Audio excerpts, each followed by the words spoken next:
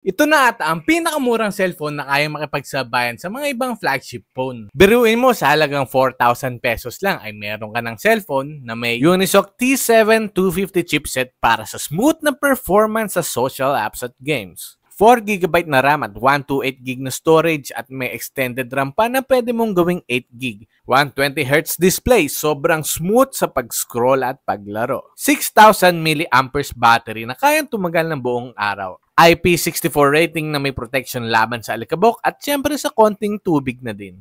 Pero teka lang, hindi pa yan ang pinaka-exciting part. Dahil kung bibili ka gamit ang link na nasa YouTube description ko, ay makakakuha ka pa ng 1,000 pesos na discount. Kaya imbes to 4,000, makukuha mo na lang to ng 3,000. Limited lang ang discount, kaya huwag ka magpapahuli. Bye-bye!